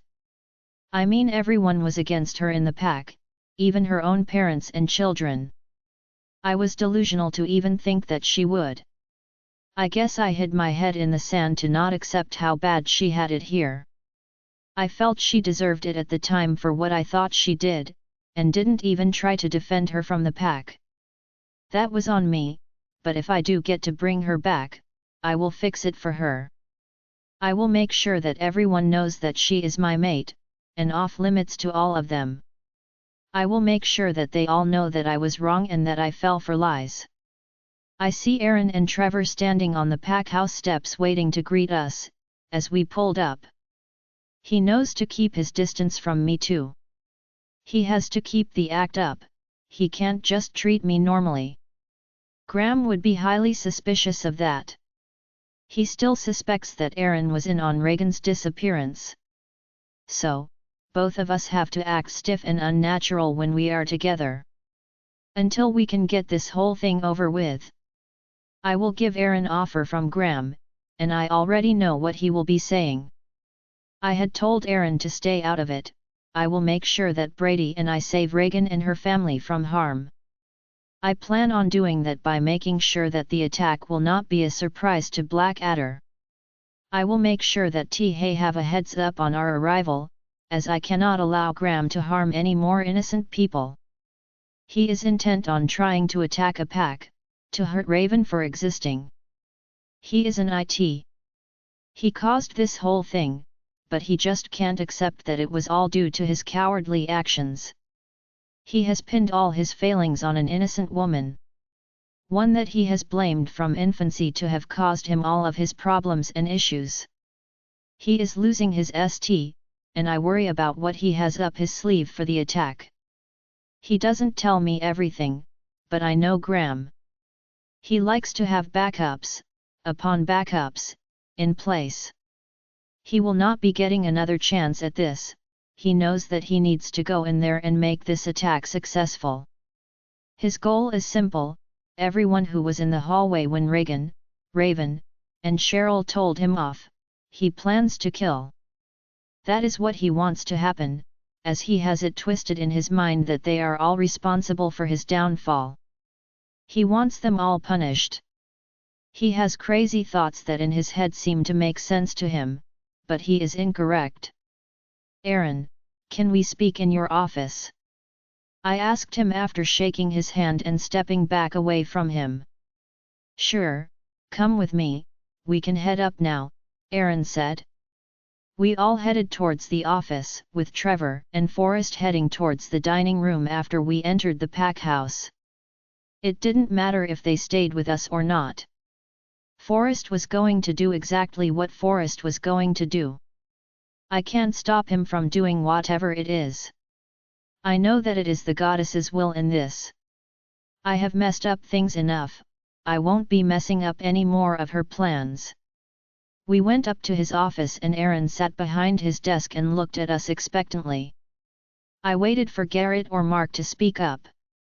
Once I realized that they were not going to, I knew this was part of their plan too. So, I spoke up, Aaron, we came today to see if you wanted to reconsider helping us in this upcoming battle with Blackadder. I will be getting my own mate back. Graham wanted to extend you the same opportunity to get Reagan, and your children back in Blood Tracker. He knows that you cannot leave the pack, he is just asking for 100 warriors to go into battle with us. If you can spare them to assist us, then he will be glad to assist you with getting your family back safely. I cannot go, and she is with Clive. He is her chosen mate, not me. I do not have a claim on her, other than as the mother of most of my children. She will not pick me over Clive, but I appreciate Graham considering me in this. I don't want to be involved in the battle because I don't want anything coming back on me. I don't want to know anything about it, as I don't want to be accused of colluding. I also don't want to be involved because what if the attack leads to one of my children being hurt or killed in it? How would that make me look? You are on your own with it. I realize that Graham had proof that she had been there for the wedding, but that doesn't mean that they are being protected there. There are too many unknowns for this to be a good idea in my opinion. I don't want to have to explain to Reagan, if she was living there, why I was involved with it. Especially if any of her children ended up getting hurt. I am sorry that you came over here just to be shot down, but I just cannot do this with a clear conscience. I wouldn't be able to live with myself if my actions caused me the loss of one of my children, Aaron said. I didn't miss the dig he gave me. My actions did cost me one of my children. I doubt that he will ever fully forgive me. But I want the chance to make it right with him, and whatever I needed to do to make that happen was good for me. I cannot protect them if I am not there for the attack. So, I am absolutely going to be there, to save my family, and to try to save Aaron's family too. I nodded at him. He gave us the answer. I was not going to give him the date, as he had already refused. It didn't even make sense to do it, as he had just said he didn't want to be put in the middle of it. That he didn't want to be accused of collusion. I went to head to the door to leave when Mark started talking. This is an opportunity to save Regan. You could make sure that Clive doesn't make it. You could be her hero and save her and the children. You could be her chosen mate. I don't know why you are not thinking this offer through properly, Aaron. This is a chance for you and Regan to be able to live together, and her to become your Luna. Don't tell me that you have never thought about it. She has been here for years and we have all seen how you watched her. You cannot deny your interest in her. How could you pass this up? Are you not willing to take a chance to get your girl back, to get rid of your competition? You cannot be serious about passing that up. When will you ever get the chance again? I think you are just not thinking this through properly. We kind of sprung it on you, but you and Regan have a history together. You two have had 4 children together. You could have more children together. You need to really rethink this, Aaron. When would this opportunity present itself again? Mark said to Aaron. He is pushing too hard. Aaron had already said no. I turned to look at what Aaron is going to say to what Mark just told him. I appreciate the offer, Mark. But I understood what Blake was telling me. I don't want to be involved in it at all. Regan chose Clive to be hers, they have a tight bond, and he would do anything for her. He loves her, and I will not destroy their relationship, or kill my friend, to take her away from him. I will pass your opportunity up. I don't want to be accused of knowing about it, and not telling them that they are going to be attacked. I am excluding myself from it. Graham has a beef with Blackadder, but it doesn't include me, or my pack, at all. In fact, since you want to push it so hard, I owe Blackadder for helping me to get rid of those vampires we had a problem with. That is the main reason that I just can't help you. I do not have an issue with Blackadder, and I don't want one. As much as I appreciate the offer to have Regan as my own, to make her my Luna. She would not want that, she just wants to focus on raising the children and taking care of them. She has no desire to want to be a Luna anymore. I also want to tell you that Clive was my Gamma. He is a fighter. You really need to think about attacking Blackadder. Are you really willing to lose your life fighting them because of Graham's thirst for power? He is already running Black Moon, why does he want to attack a pack that has never even done anything to him? This whole thing is scary to me, to think that just out of the blue someone would attack my pack, without a true and valid reason. Graham just needs to enjoy his life at Black Moon and not attack them. That is the only clear path, as far as I am concerned. Just leave them in peace, that would be the best thing to do, Aaron told them. He made a good point about it too. This was all Graham's idea, to promote Graham back to where he wanted to be. He will not be happy to hear Aaron's reply. I wish that Aaron could have been given a heads up before we arrived, but maybe it is better this way. He told the honest truth, but it is going to hurt Graham's heart to hear it. Aaron better hope we can beat Graham in this, because if we don't, Graham will be gunning for him next. That is the goddess's honest truth. Graham is too spiteful and petty to not try to punish Aaron for not falling in line with his wishes. I know that they were a well-oiled machine when they helped him out. They seem to really have their ST together there at Blackadder, and I knew for a fact that they trained a lot. I have gone there for training before. But I am not putting anything past Graham at this point. He is focused on their destruction for purely selfish reasons. I have to imagine that he will be doing everything that he can to bring about their destruction in this attack.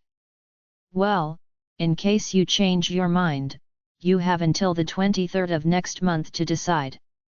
We will attack on the 24th, Mark told him as he and Garrett stood up. Aaron stood up and yelled, Why would you tell me when you were going to do it? What possible reason would you have to tell me that? I thought I made it very clear with my response that I did not want to be involved in any part of this. Do not come here trying to stir up trouble for Blood Tracker. I am sorry, I just cannot support this upcoming attack, at all. I can see that you are all supporting Graham. Your reasons are your own personal reasons for following him into battle. I just refuse to do it. I cannot condone a fight with no basis. Graham made the mistake himself. I know he is after Raven because he is literally blaming an infant for the decisions that he himself made. It is crazy to even consider that to be a reason to attack a whole pack. Plus, I know he is offering his daughter Reagan up like a carrot on the end of a stick to me. But no one has even seen her there. She might have just come to Blackadder for the wedding. So his suppositions are baseless as far as I am concerned. I gave you my answer on the last visit when Graham came. Reagan left here without even telling me goodbye, or that she was leaving. I gave him the funds that I had received from Reagan. Willingly, and voluntarily, to Graham. She didn't want me to know where she was. Please do not put me in the middle of this. I do not have an issue against them or a reason to fight them. I was polite and welcomed you to my pack, but I am sorry for it now. I don't have anything else to say to you right now, please leave my pack. Chapter 179 Raven's POV. I was sitting in the office with Brandon and Justin going over placing our delivery order when Brandon's cell phone rang. Justin and I both got up to leave the room to give him some privacy, but Brandon held up his hand and motioned for us to wait a moment. I could tell that it was not a familiar number to him, and he didn't think he would be on the phone for very long. He wanted to get this order complete, as we were stocking up to get our final preparations done for the pack. We were not going to give Graham any room to try to lay siege on us and cut us off from the outside world. Hello. Brandon answered the phone briskly. Brandon, came a slightly familiar voice through the phone. Yes, Brandon replied, and I could tell he was thinking about who it could be, as he recognized the voice as well, but we hadn't placed it yet. This is Blake, from Black Moon Pack. I just wanted to give you a heads up on this. Graham is testing my loyalty and had given me a date for an attack against you and your pack. I highly doubt he gave me the correct date. I am positive that he is just trying to see if he can trust me or not. I can't stay long on the phone, but the date we were given was the 24th of next month. I know he has numerous plans against you. Aaron will be calling you soon to speak to you, but he rejected the offer Graham was giving him today. Aaron's answer probably made Graham angry at his refusal to cooperate with Graham. I am free of the cells here now, but I am not with Graham in this. He thinks I am, as he came down to show me the pictures of Cheryl getting married, and telling me that she was pregnant. I have had a year to think about it all. Hell, it was all I could do basically. I messed up so badly, and I want to try to repair some of the damage that I have done. Cheryl and Kevin have been through enough, and I cannot allow Graham to hurt either of them again. That said, I am sure that he intends to attack in the next few months. I overheard Garrett and Mark speaking about vampires that will be joining us in this fight. I just wanted to give you a quick warning that he will be attacking, and soon. It will be either before, or after, the date he gave me, so please just try to be prepared, Blake told us. So he is testing you to see if you were going to tell us? That makes sense. Graham doesn't trust anyone. Probably from his own guilty conscience, Brandon replied. Yes, so I am almost positive that he will be attacking after the date he gave. He needs to see if you seal the place up. That would let him know that I leaked the information to you, or that Aaron did. Both of our necks are on the line with that date. So my gut is telling me it will probably be after the date he gave me, but Graham is playing this very close to the vest. He needs to see if you get prepared for an attack on the date he gave me. He is also testing Forrest, who was given another date, different from the one I was given. Forrest thinks that Graham trusts him, that he is an insider to Graham, but he is wrong. Graham is controlling the three of them with money, that is how he got their loyalty, he bought it. I am positive that he will be giving you time to relax your guard and think that it was all a fluke. Like he changed his mind when we all know that he won't, Blake replied. I appreciate the heads up, Blake. We knew that he has been sending people to watch us. Are you okay? Do you need us to do anything for you? Brandon asked. No, I am fine. I had Brady get me a cell phone when he went into the city after we were freed. I will be staying here so I can participate in the attack. Only the surprise will be on Graham, as he will be the one getting attacked. I plan on taking Garrett, and Mark out too. If Forrest causes harm to his brothers or Cheryl, I will take care of him as well, Blake told us, quiet tone. The office was quiet for a moment as we agreed with him. I was fully aware that he felt bad about what happened. The problem is you can't take it back once you do something so cruel to someone. Is Cheryl okay? Please make sure you protect her husband as well. Graham is specifically after him, and their baby. I believe the boys might be in harm's way too, so please protect them too. Graham has an agenda that he is following here, and he will not be stopping until he has taken her maid away from her too. Anyone with a connection to Cheryl could potentially be killed, as he wants to hurt her for taking Cassandra from him. He is vicious, and I know for a fact that he wants all of you dead. Brandon, that list includes you, Raven, Justin, as well as Reagan, and Clive. I will do what I can, on my end. I will try to make sure that I text you to let you know if I hear something. But Graham is definitely coming, and soon, Blake said to us in a low tone.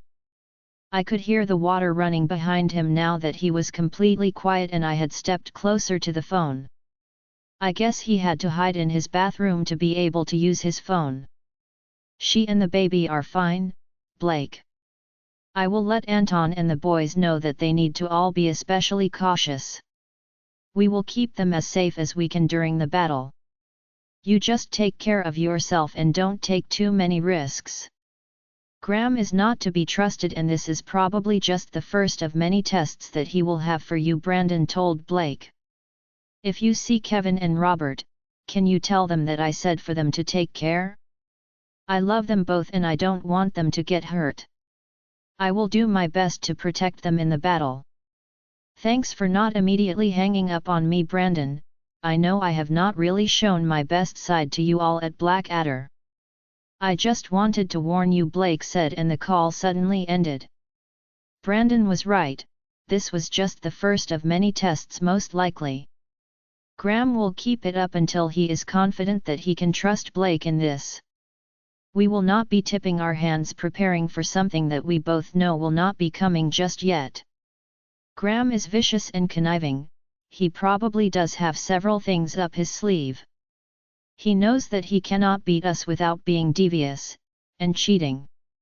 We need to up our game, and I felt I needed to mention something. Brandon, I think that we need to get some motion cameras installed on at least the wall nearest the highway and on the far side of the property. I think that as sneaky as Graham is, that he will try to come in the back way to get in. Can we see about getting some cameras put in that have motion sensors so they will alert when someone comes over the wall? I know we already have pressure sensors, but they have them at Black Moon too. There are ways to miss stepping on them. If they come prepared, they can just park their SUVs next to the wall to get to the top and see where the sensor is. They can then jump down to the other side of the wall, totally avoiding the sensors. I just don't want us to miss an opportunity to make sure that all the bases are covered. We can have an additional gate guard scheduled, at least until this is all over with. The guards can all take turns with whoever is watching the cameras. I just don't think that Graham is going to be direct in this, he never is, and I want us to be as prepared as we can be. I think that having them might give us an added edge on the attack. They will have to get in here to set up to start the attack. I think that they will get set up in the wooded area in our pack land, and then start the attack, I told them. Now that it is getting nearer, I am just getting more and more worried about it. Have we done enough? Trained enough? Know enough to make sure that we survive it? Blake had sounded like a broken man on the phone, and I am sure knowing that Cheryl had moved on had probably hurt him to his core. It has to hurt your heart when someone you love moves on and is happily living their best life without you. There was nothing he could do about it either, as he was locked up until recently, so he couldn't keep trying to win her back. I am positive that Graham had thought that Blake would be more than willing to help him with the attack because of this. Graham must be absolutely desperate to have even thought of releasing Blake from the cells. I know what a sadistic Graham is. I am positive that Blake has suffered a great deal at Graham's hands, in the time that he was imprisoned. I think Blake is right, it will definitely be after the date that Graham gave him. He will want to see if we seal this place up like a tomb on that date. He will probably give him another test, or two, because I know that he would be concerned about bringing him here, especially if he even suspected that Blake may not be on the same side. It would end very badly for him, and he would know that. There is no way that Graham would ever allow Blake to come with them if he for 1 minute thought that it wouldn't be in their best interest. Justin told us both. I am sure that Justin is right. Graham is not going to be taking any chances with Blake. I am sure that he tried to sweeten the pot by telling him that he could get his mate and children back. It seems like Blake has finally faced facts and knew that he had lost her. I feel a little bad for him, as I know he had loved her, he just made some bad choices. I bet that is going to haunt him for the rest of his life. I know how hard that must have been for him to come to grips with losing Cheryl. Letting her go had to have been very tough for him. We all knew that he had been getting beaten severely by Graham for the last year. Graham is all about own-upping others. So he would have gone harder on Blake than Blake would have ever done to him. He would have done it just to pay Blake back, as it would have pissed him off that he even got beaten in the first place. That would have been totally unacceptable to Graham, having consequences for his own actions. That had to have been a first for him to have to deal with a physical punishment like that.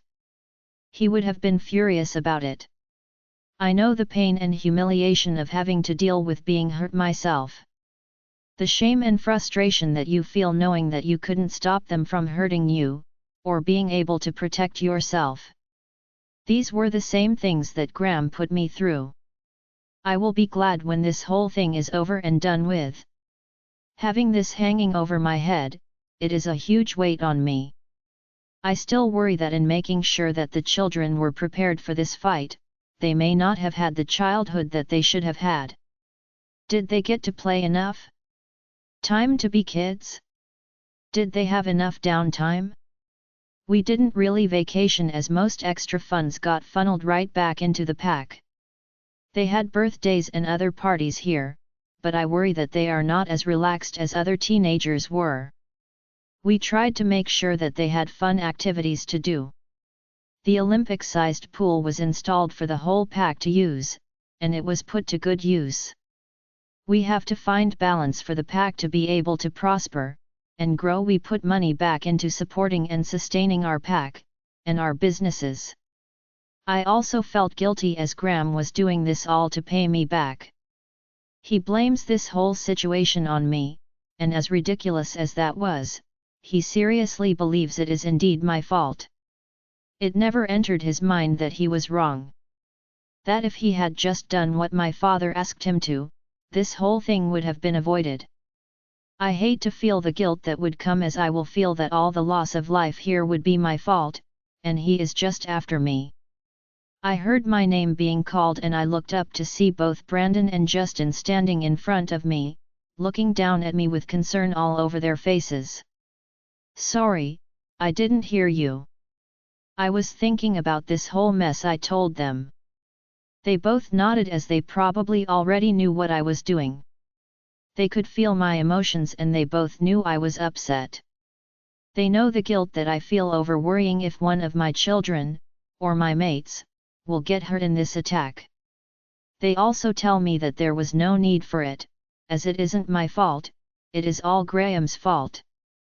There really is no reason for me to even suspect that things could be different at this point. My worrying will not change what is going to happen, nor will it affect the outcome.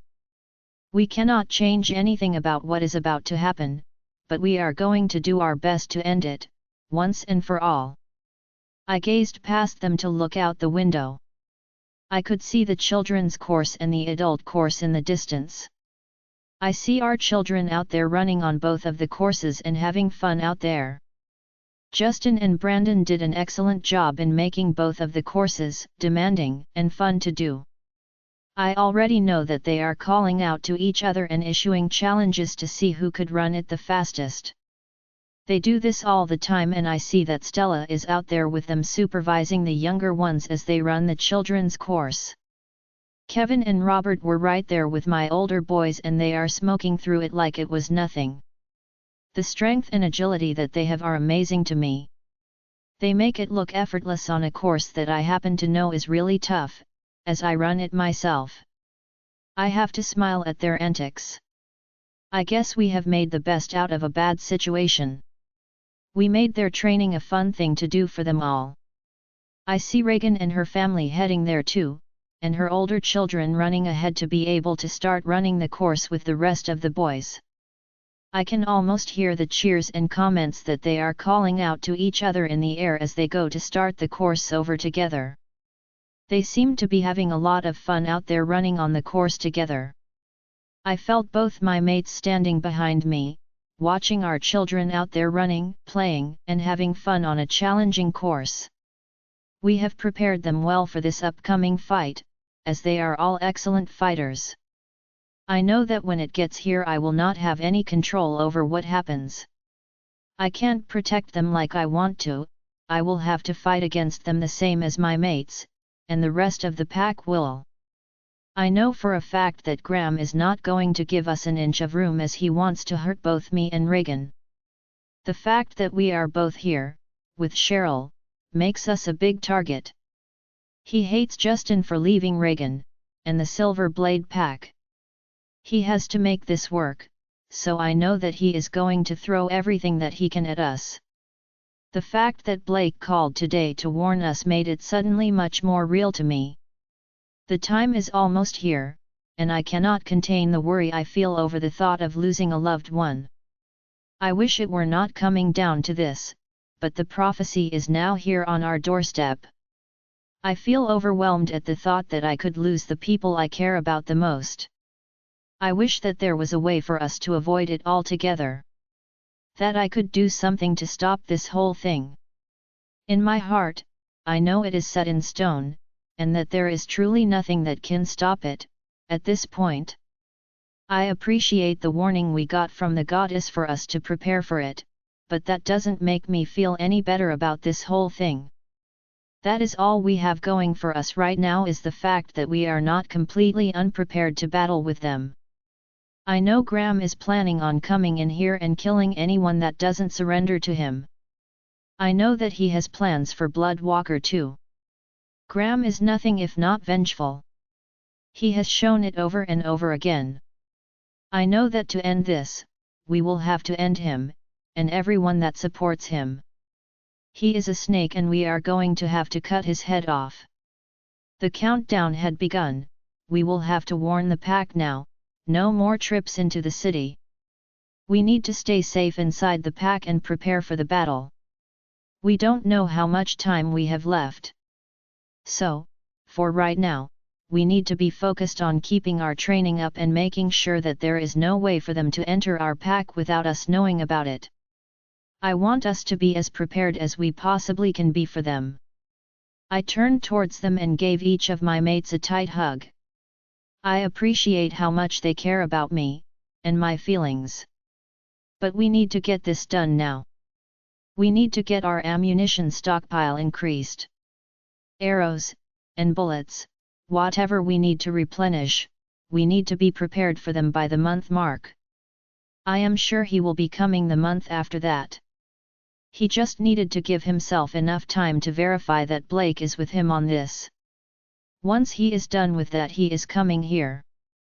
I doubt he will give them a lot of notice about it when the time does come. Graham is very dangerous and I won't let him come here and hurt any of us if I can prevent it. I also want to up the order that we were about to place today. I need to make sure that we have a lot of shelf-stable items for us to be able to make it for at least a week or two if needed. Graham has no idea that we are ready for him to attack. He has no idea that we are as trained as we are. We need to be prepared to show Graham just how big of a mistake he made when he decided to come here and attack Blackadder. I told them and went back to my chair to make the order larger. I am determined to make sure that before Graham is killed, he knows just how badly he screwed up. Or if you want to pay for more such audiobooks, you can send us a request in a private Facebook group, or join us on WhatsApp, a link is given in the video description. The audiobooks will be uploaded in the next episode. Join us on Patreon to listen to more unlimited audiobooks.